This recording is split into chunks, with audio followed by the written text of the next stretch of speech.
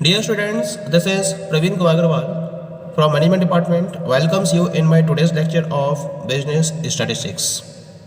In today's lecture, we will discuss upon the topic Characteristics of Statistics.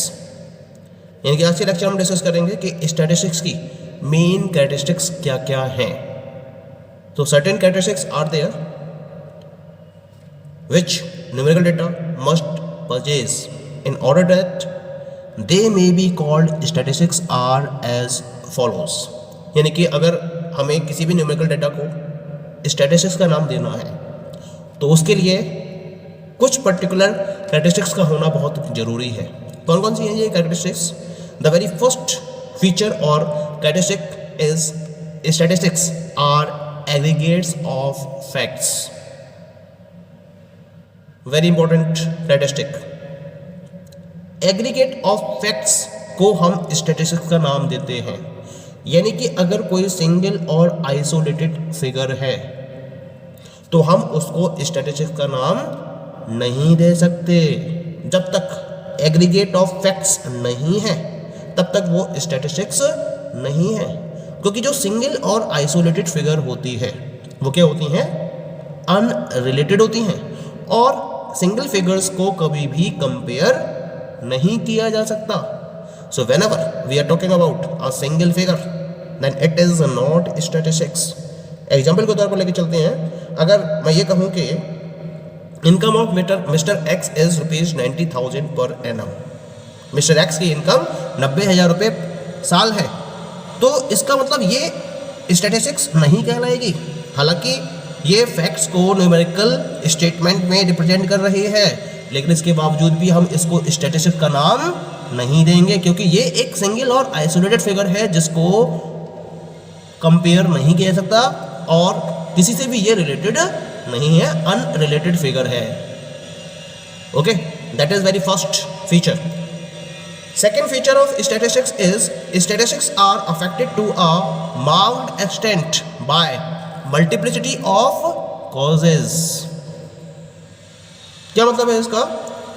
जब हम statistics के अंदर facts और फिगर्स की बात करते हैं, क्योंकि फैक्ट्स और फिगर्स के बेसिस पर ही स्टैटिस्टिक्स का डेवलपमेंट होता है, तो जब हम फैक्ट्स और फिगर्स की बात करते हैं then these are affected to a considerable extent by a number of forces operating together. किसी एक फोर्स पर से अफेक्ट ना होकर जो फैक्ट्स एंड फिगर्स होते हैं वो नंबर ऑफ फोर्सेस से अफेक्ट होते हैं जो एक साथ ऑपरेट कर रहे होते हैं. तो किसी एक पर्टिकुलर फैक्टर का अफेक्ट नहीं पड़ता है स्टैटिस्टिकल फैक्ट्स और फिगर्स पर, बल्कि नंबर ऑफ फोर्सेस जो एक साथ ऑपरेट कर रहे होते हैं उनका एक कंसीडरेबल अफेक्ट होता है फैक्ट्स और फिगर्स पर. एग्जाम्पल के तौर पर हम लेके चल सकते हैं, जैसे कि जब हम प्रोडक्शन ऑफ राइस के स्टैटिस्टिक्स की बात करते हैं, तो जो प्रोडक्शन ऑफ राइस की स्टैटिस्टिक्स है देन अफेक्ट करने वाले डिफरेंट फैक्टर्स कौन कौन से हैं इसमें, जैसे कि rainfall, quality of soil, seeds and manure, method of cultivation. ऐसे ही ये फैक्टर्स होते हैं जो प्रोडक्शन ऑफ राइस की स्टैटिस्टिक्स को प्रॉपर्ली अफेक्ट करते हैं. बारिश कम हुई या ज़्यादा हुई, सॉइल, सीड और मैन्योर की क्वालिटी क्या है, कल्टीवेशन के किस मेथड को यूज़ किया गया है, इस पर डिपेंड करेगा कि जो राइस के प्रोडक्शन की स्टैटिस्टिक्स है वो क्या होगी. तो इस तरीके से किसी एक फैक्टर या किसी एक फोर्स का अफेक्ट नहीं पड़ता है इस पर, बल्कि नंबर ऑफ फोर्सेस जो एक साथ ऑपरेट कर रहे होते हैं उनसे स्टैटिस्टिक्स या स्टैटिस्टिकल फैक्ट्स और फिगर्स अफेक्ट होते हैं. इसके साथ साथ जब हम इन फैक्टर्स की बात करते हैं या इन फोर्सेस की बात करते हैं तो इंडिविजुअल बेसिस पर हर पर्टिकुलर फोर्स का प्रोडक्शन ऑफ राइस पर इफेक्ट स्टडी करना बहुत ज़्यादा डिफिकल्ट होता है. कलेक्टिव वे में ही हम इन सारे फोर्सेस के इफेक्ट या इफेक्ट को प्रॉपर्ली स्टडी कर सकते हैं. इसी तरीके से चाहे हम प्राइजेस की बात करें, इंपोर्ट्स की बात करें, एक्सपोर्ट्स की बात करें, सेल्स की बात करें, प्रॉफिट्स की बात करें, हर किसी की स्टैटिस्टिक्स के साथ में सेम रूल अप्लाई होता है.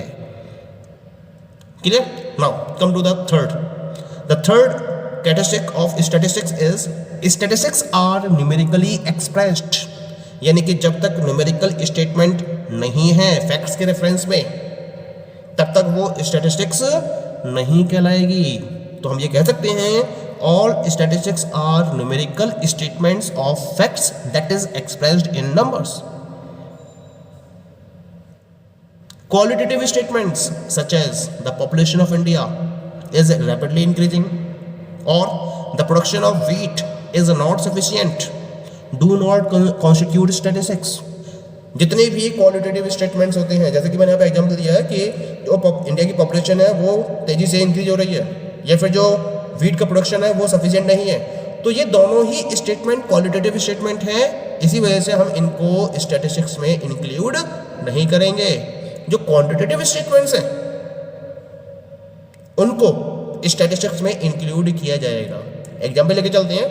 मान लीजिए कि एग्जाम्पल यहाँ पर मैंने स्टेट किया है the estimated population of India in the terminal year of the 10th plan is 1005 million. तो ये कैसा स्टेटमेंट हो गया? ये एक स्टैटिस्टिकल स्टेटमेंट है जो क्वांटिटेटिव वे में स्टेटमेंट को डिफाइन कर रहा है, या जो फैक्ट्स हैं यहाँ पर इनको in terms of numbers define किया जा रहा है। इसी वजह से इसको हम बोलेंगे स्टैटिस्टिकल स्टेटमेंट। लेकिन जो क्वालिटेटिव स्टेटमेंट्स होते हैं वो स्टैटिस्टिकल स्टेटमेंट्स में कंसीडर नहीं किए जाते हैं। This is the third basic feature of statistics. Now come to the fourth one. The fourth feature is statistics are estimated according to reasonable standard of accuracy। एक reasonable standard of accuracy को follow करते हुए ही आप statistical facts को estimate कर सकते हो। ऐसा नहीं है कि एक प्रॉपर आपने एक एस्टिमेशन लगा लिया आपने और अंदाजे से आपने स्टैटिस्टिकल कैलकुलेशन को फॉलो कर लिया, उसके साथ में एक रीजनेबल स्टैंडर्ड ऑफ एक्यूरेसी भी अटैच होनी जरूरी है। हालांकि जब हम फैक्ट्स और फिगर्स की बात करते हैं किसी भी फिनोमेना के रेफरेंस में, इसको हम दो तरीके से ड्राइव कर सकते हैं। दो तरीके होते हैं, कोई भी फिनोमेना है और उसके रिगार्डिंग आपको फैक्ट्स एंड फिगर्स एनालाइज करने हैं या पता करने हैं, तो इनको ड्राइव करने के लिए आपके पास दो तरीके होते हैं। एक तो तरीका होता है आप एक्चुअल काउंटिंग करें और एक्चुअल वे में मेजरमेंट करें, और दूसरा तरीका होता है कि आप एक एस्टिमेशन लगाएं। भाई अगर काउंटिंग बहुत ज़्यादा है जो पॉसिबल नहीं है तो उस केस में क्या करना पड़ता है, आपको एस्टिमेट ही करना पड़ता है। लेकिन जब आप एस्टिमेशन को फॉलो करते हो तो जो एस्टिमेशन है it can not be as precise and accurate as actual counts और मेजरमेंट्स। तो एक्चुअल काउंट और मेजरमेंट से तो इसको हम कंपेयर कर ही नहीं सकते, क्योंकि एक्चुअल काउंट्स और मेजरमेंट 100% एक्यूरेट होते हैं, 100% प्रिसाइज होते हैं, जबकि एस्टिमेट्स ऐसे नहीं हो सकते।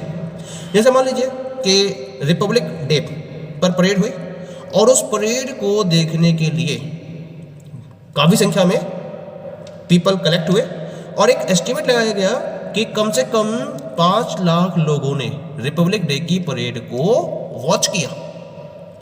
तो ये एक एस्टिमेट है। अब जो एग्जैक्ट नंबर ऑफ पर्सन्स हैं वो 5 लाख से ज़्यादा भी हो सकते हैं और 5 लाख से कम भी हो सकते हैं, लेकिन ये क्या है, केवल और केवल एक एस्टिमेशन है, एक्यूरेट काउंटिंग नहीं है, एक्यूरेट मेजरमेंट नहीं है। दूसरी तरफ हम बात करें, मान लीजिए कि एक क्लास के अंदर नंबर ऑफ स्टूडेंट्स को काउंट किया गया, 60 स्टूडेंट्स निकले उसमें, तो जो 60 स्टूडेंट्स की काउंटिंग की गई तो ये फिगर क्या होगी, 100% करेक्ट और एक्यूरेट होगी। लेकिन दिक्कत क्या आती है ना, दिक्कत ये आती है कि बहुत सारी सिचुएशंस ऐसी होती हैं जहां आप काउंटिंग और मेजरमेंट नहीं कर सकते।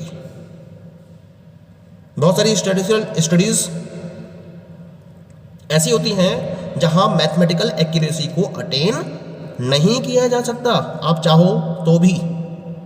जैसे मान लीजिए आप एक पर्टिकुलर पर्सन की हाइट को मेजर कर रहे हो, ठीक है, हाइट को मेजर कर रहे हो तो उसको तो आप प्रॉपर्ली मेजर कर सकते हो, इंच, सेंटीमीटर, छोटी से छोटी यूनिट पे भी उसको मेजर कर सकते हो। लेकिन अगर आप दो प्लेसेस के बीच की डिस्टेंस को मेजर कर रहे हो, मान लीजिए कि दिल्ली से लेकर मुंबई के बीच की डिस्टेंस को मेजर करना है, तो यहां पर क्या करना पड़ेगा आपको, 1 किलोमीटर के फ्रैक्शन को भी इग्नोर करना पड़ेगा, ऑब्वियस है। क्योंकि यहाँ पर आप एक्यूरेट वे में, एग्जैक्ट वे में दो प्लेसेस के बीच के डिस्टेंस को मेजर नहीं कर सकते, लेकिन यहाँ आप क्या कर सकते हो, एक स्टैंडर्ड तो सेट कर सकते हो। जो स्टैंडर्ड ऑफ एक्यूरेसी है, रीजनेबल स्टैंडर्ड ऑफ एक्यूरेसी है, उसको तो सेट किया जा सकता है। तो बहुत सारी सिचुएशंस जहाँ पर मैथमेटिकल एक्यूरेसी को अचीव नहीं किया जा सकता स्टैटिस्टिकल स्टडीज में, वहाँ क्या करना पड़ता है आपको, एक रीजनेबल स्टैंडर्ड ऑफ एक्यूरेसी को सेट करना पड़ता है। क्योंकि अगर रीजनेबल स्टैंडर्ड ऑफ एक्यूरेसी को सेट नहीं किया जाएगा तो जो भी नंबर्स आपने कलेक्ट किए हैं वो कैसे हो जाएंगे, मिसलीडिंग हो जाएंगे, दैट विल बी मिसलीडिंग। तो इसी वजह से एक स्टैंडर्ड ऑफ एक्यूरेसी को सेट करते हुए ही आप उन सिचुएशंस में स्टैटिस्टिकल स्टडीज को फॉलो कर सकते हो जहां मैथमेटिकल एक्यूरेसी को ऑब्टेन नहीं किया जा सकता। That point is clear. तो स्टैटिस्टिक्स यही करती है, ठीक है। ऐसे ही हम नेक्स्ट पॉइंट की बात करते हैं, statistics are collected in a systematic manner. सबसे इंपॉर्टेंट पॉइंट क्या रहता है इसके अंदर कि स्टैटिस्टिक्स के अंदर जो भी डेटा कलेक्ट किया जाता है उसमें एक सिस्टमैटिक स्टेप्स को फॉलो किया जाता है। ऐसा नहीं कि अंधेरे में तीर मारा जाता है, प्रॉपर स्टेप्स डिफाइन किए जाते हैं, उनके सीक्वेंस को डिफाइन किया जाता है और उस सीक्वेंस के बेसिस पर ही उन स्टेप्स को फॉलो करते हुए स्टैटिस्टिकल डेटा को कलेक्ट किया जाता है, जिसे हम बोलते हैं सिस्टमैटिक वे में डेटा को कलेक्ट करना। इससे पहले क्या करते हो ना, सबसे पहले आप एक सुटेबल प्लान डेवलप करते हो डेटा कलेक्शन के लिए और फिर सिस्टमैटिक वे में इसको कैरी आउट करते हो। Okay, next one is the statistics are collected for a predetermined purpose. Statistics का यूज करते हुए जब भी डेटा कलेक्टेड किया जाता है तो उसके पीछे एक प्रॉपर पर्पस होना जरूरी है जो प्री डिटरमाइंड होना चाहिए। जब तक आपके पास प्री डिटरमाइंड पर्पस नहीं है तब तक डेटा को कलेक्ट करने का कोई भी फायदा या बेनिफिट नहीं मिलेगा। तो सबसे पहले आपको क्या करना है, आपको एक पर्पस को डिफाइन करना है एडवांस में और फिर उस पर्पस को फोकस करते हुए ही आपको स्टैटिस्टिकल डेटा को कलेक्ट करना होता है। The next feature of statistics is statistics should be placed in relation to each other। यानी कि अगर मैं ये कहूं कि न्यूमेरिकल फैक्ट्स को मुझे स्टैटिस्टिक्स के नाम से बुलाना है, तब वो न्यूमेरिकल फैक्ट्स स्टैटिस्टिक्स तभी कहे जा सकते हैं जब वो क्या हो, कंपैरेबल हो।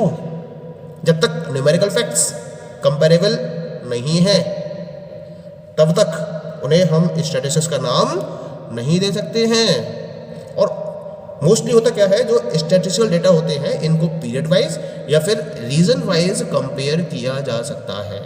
जैसे एग्जाम्पल लेके चलते हैं, the population of India at a particular point of time may be compared with that of earlier years और with the population of other countries से USA, UK, China, Japan, etc। यानी कि अगर मैं इंडिया की पॉपुलेशन की बात करूं तो अगर किसी एक पर्टिकुलर पॉइंट ऑफ टाइम पर मैंने इंडिया की पॉपुलेशन को काउंट कर रखा है तो इसको मैं कंपेयर कर सकता हूँ अर्लियर ईयर की पॉपुलेशन के साथ में, तो ये स्टैटिस्टिक्स कहलाएगी। और इसके साथ साथ मैं इंडिया की पॉपुलेशन को उस पर्टिकुलर पॉइंट ऑफ टाइम को ध्यान में रखते हुए अदर कंट्रीज की पॉपुलेशन के साथ में भी कंपेयर कर सकता हूँ। जैसे अदर कंट्रीज जैसे कि USA, UK, China, Japan, Sri Lanka और भी बहुत सारी कंट्रीज हो सकती हैं जिनसे मैं या जिनकी पॉपुलेशन से मैं इंडिया की पॉपुलेशन को उस पर्टिकुलर पॉइंट ऑफ टाइम पर कंपेयर कर सकता हूँ।